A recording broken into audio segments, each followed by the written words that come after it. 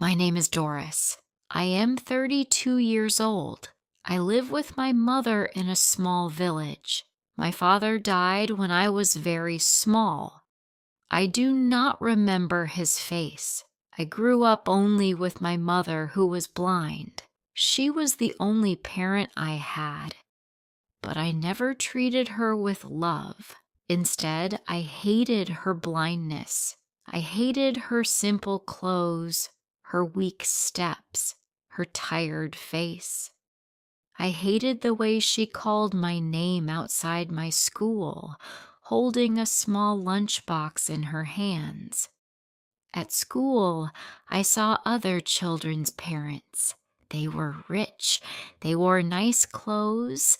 They came in cars carrying expensive lunches. They talked proudly with teachers. Their children looked so happy. And then there was my mother, blind and poor. She would walk slowly, holding my food tightly so it would not fall. Every time she came, I felt ashamed. I ran to her quickly, took the lunch from her hands, and said angrily, "Don't come to my school again. You embarrass me. You don't look good." She never answered me back. She just lowered her head. I could see tears in her eyes, but I did not feel sorry. I told myself she deserved it. Why can't she be like other mothers? Why can't I have a mother who looks normal? As the years passed, my hatred grew. One evening, I asked my mother for a glass of water. She walked slowly toward the kitchen, her hands feeling the wall to guide her. Suddenly, she hit her shoulder against the wall. The glass almost slipped from her hand. I laughed loudly. Instead of helping her, I mocked her. She said nothing. She just quietly gave me the water. Looking back now, I see how cruel I was, but at that time, I felt no guilt. When I finished school, I wanted more. I wanted a better life. I wanted money, love, and respect. And then I met Henry. Henry was rich, handsome, and kind. He worked in the city. He gave me a job in his company. Henry bought me gifts and told me I was beautiful. For the first time, I felt important. He made me feel special. I fell in love with him. Soon, Henry proposed to me. My heart was so happy. I believed my life was finally perfect. On my wedding day, I left my house. I packed all my things. I did not tell my mother. I did not even look at her face. I told myself, she cannot give me anything. She is poor. She is blind. Henry can give me everything. He is my future. I walked away without saying goodbye. Life in the city was full of happiness. I lived with Henry in his big house. He loved me, cared for me, and gave me everything I had once dreamed of. Soon I got pregnant. When my son was born, my heart melted. He was so small, so innocent. His tiny hands held my finger, and I cried with joy. Sometimes I thought about my mother. I wondered if she was eating well. I wondered if she was lonely. But I pushed the thoughts away. I told myself she could never give me this happiness.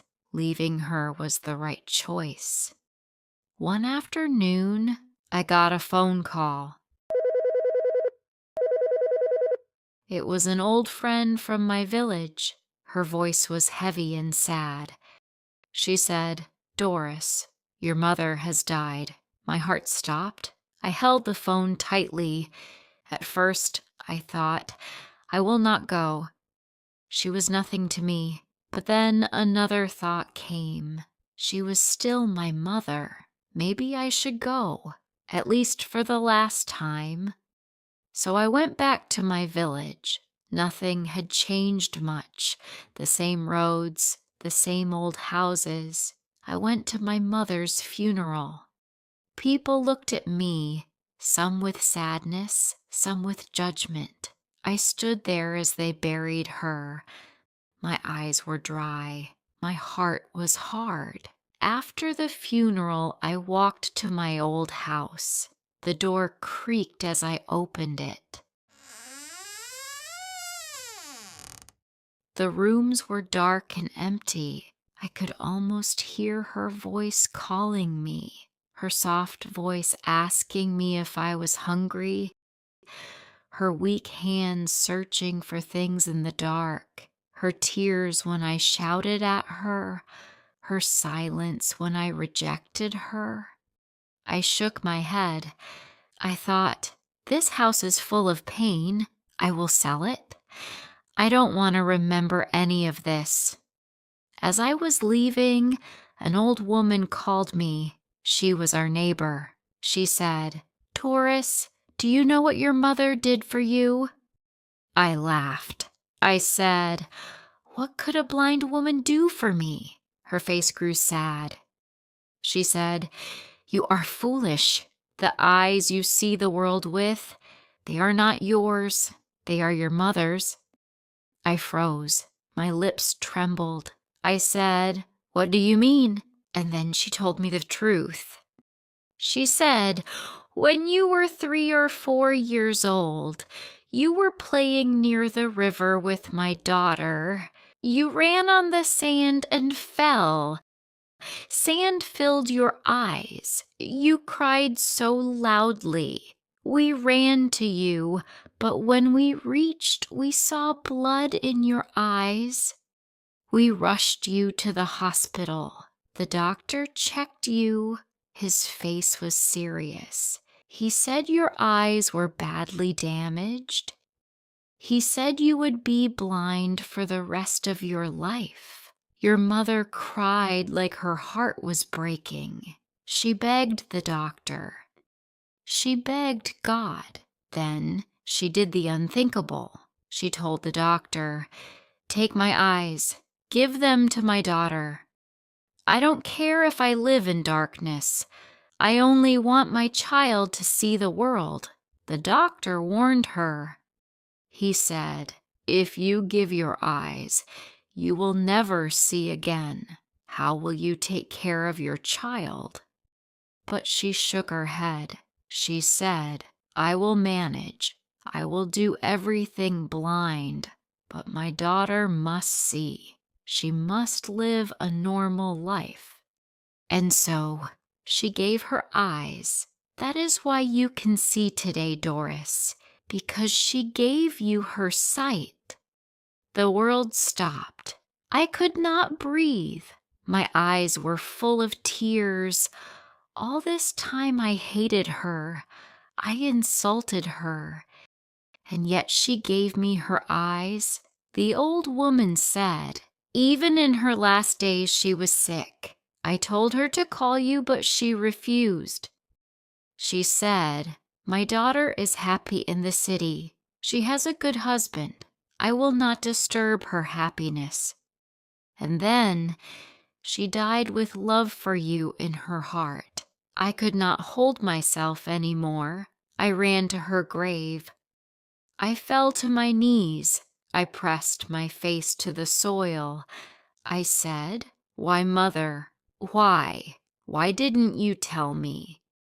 If you had told me, I would never have hated you. Why did you hide this from me? Why did you let me hate you?"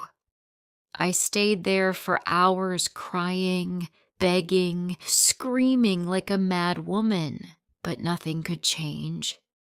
She was gone, and I had lost my chance to love her. When I finally stood up, my heart was heavy with guilt.